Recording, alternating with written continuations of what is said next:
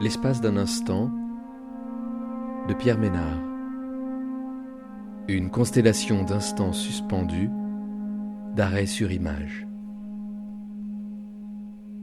La grande révélation n'était jamais arrivée. En fait, la grande révélation n'arrivait peut-être jamais. C'était plutôt de petits miracles quotidiens, des illuminations, allumettes craquées à l'improviste dans le noir. En voici une.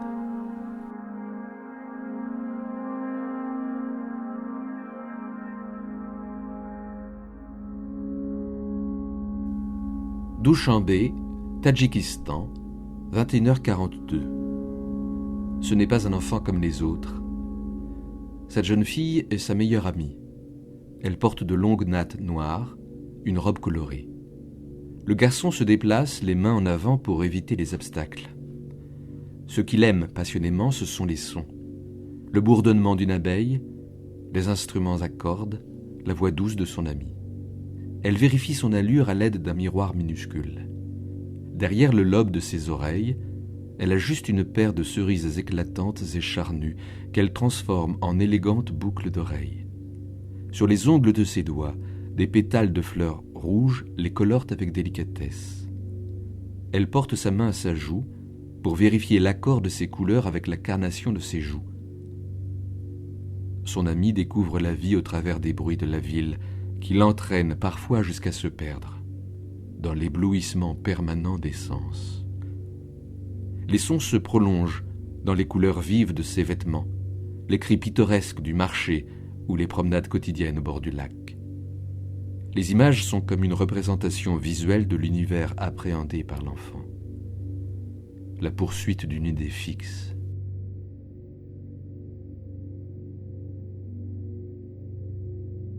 Séoul, Corée du Sud, 1h42. Une rangée d'arbres au tronc fin, à l'écorce noueuse. Un rideau de conifères aux branchages dressés et relativement aérés, qui laisse passer une lumière obtuse. Subtile variation dans la répétition du motif des branches. Les alignements sont précieux en ville. Ils sont réguliers à grande échelle, mais infiniment variés à petite échelle. Ce sont des monuments vivants. Ils transforment les perspectives, font passer le désordre urbain des façades au second plan. Une certaine régularité dans ce chaos, mais avec la souplesse d'une structure vivante. Plantation d'alignement à la colonnade.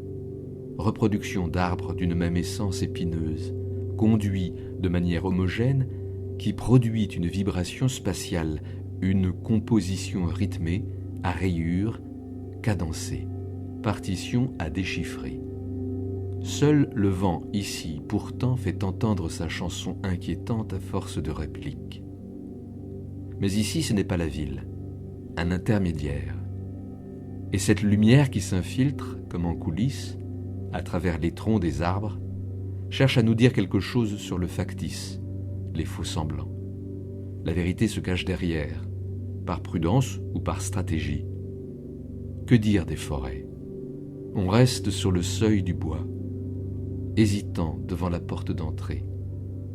Un rideau déchiré.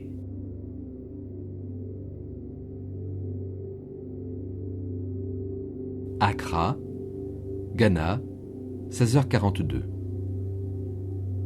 Ce n'est pas de la peine ni de la mélancolie. C'est au-delà de ces sentiments. Strates infinies de tristesse. Accumulation insupportable de sentiments contradictoires. La tête devient lourde. Fatigue éreintante. Les yeux rouges d'avoir tant pleuré. C'est une cage qui la porte et se déplace en elle tandis qu'elle ne fait que marcher de long en large ou se blottir dans un coin pour en sortir aussitôt et recommencer indéfiniment le même mouvement. Ne trouver que le tronc d'un arbre pour poser sa tête. Tant de repos, d'accueil paisible, une écoute attentive, une tendresse sans but, un geste de patience, un regard compréhensif, sans aucun jugement. Il y a le dedans qui la tient. Elle ne peut sortir. Besoin d'une étreinte. Le corps de l'autre qui l'accueille, qui s'offre sans retenue. dans les plis de son intimité, la patience de l'écoute attendrie, l'abandon de la caresse, d'un contact amical. Un geste libérateur, sans arrière-pensée. La cage l'emprisonne, le regard perdu ailleurs, et au dehors, il y a le monde des vivants, presque trop loin déjà. Comment le rattraper, le faire revenir à nous?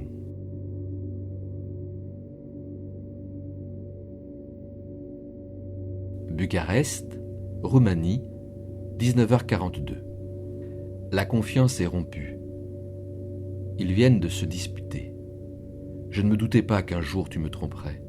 Je t'attendais dans une impatience sans borne, calme. J'étais à l'écoute, toujours aimable. Je m'occupais de tout à la maison.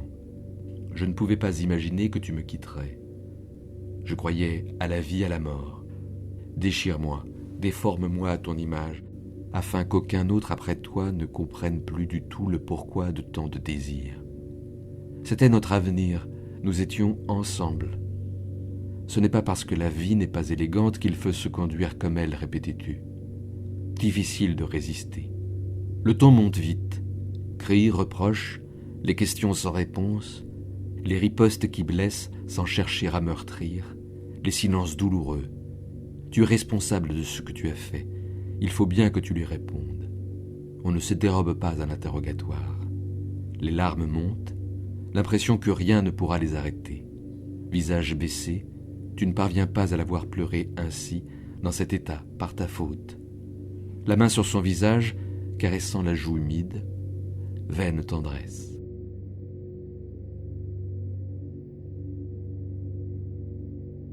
Montevideo, Uruguay, 13h42. C'est un au revoir. Demain il sera trop tard. Dans les bras l'un de l'autre, il est trop tard, ils ont disparu. Nous sommes ceux qui restent.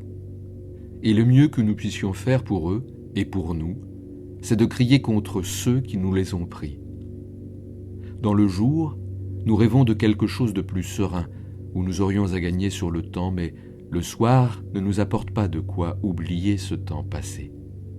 Dans les compromis, dans les cris des disputes, dans l'incompréhension grandissante, dans le silence forcé qui commence à s'imposer, dans l'absence qui s'installe entre nous et tout autour de nous, elle disparaît, s'efface, s'abandonne.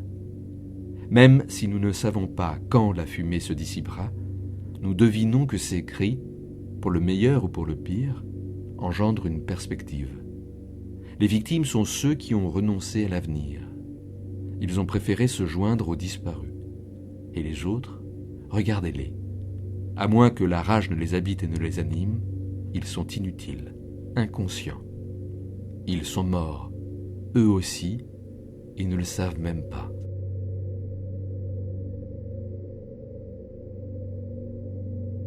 Toamasina, Madagascar, 19h42. Comment se situer dans un endroit où tout est présent?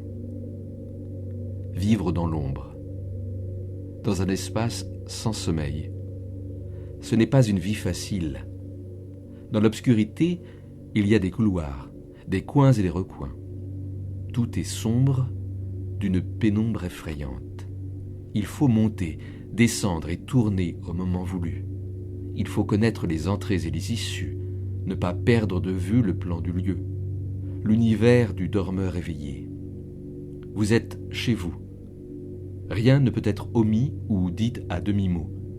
C'est votre domaine, vous êtes le seul à le connaître. Vous pouvez y faire silence. Rien ne peut être ajouté par rapport à ce qui n'est pas présent. Il y a bien les bruits qu'on entend venant d'en haut, et souvent aussi d'à côté et d'en bas. Ce sont les bruits d'un autre monde. Parfois aussi vous regardez au dehors, et vous entendez des pas. Mais tout cela se passe sans vous. Dormez, et regardez-les faire. Vous êtes chez vous. Ici, tout est simple, d'une simplicité uniforme. Dans un espace multiple dont on connaît les aspects changeants, tout doit se dire.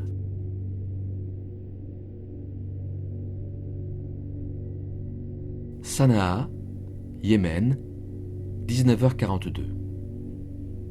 Personne ne peut supporter d'avoir fait quelque chose de mal quand il y pense.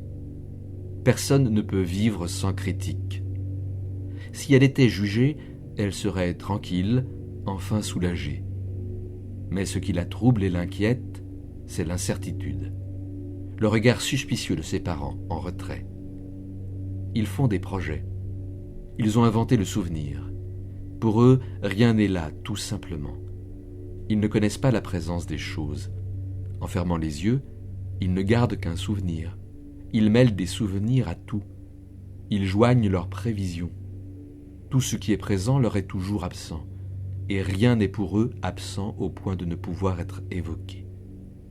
C'est pourquoi ils n'ont pas peur de voir les choses être là. Leur imagination les déplace et les replace de 1000 façons. C'est ainsi qu'ils les maîtrisent et les survolent aisément. Ils se sont racontés tant d'histoires. Ils se sont pris à leur propre jeu. Toi, tu es bon, toi, tu es méchant. Ils la jugent et la soupçonnent. Tu ne comprends pas leur attitude. Qui pourrait dire ce qui compte et ce qui ne compte pas?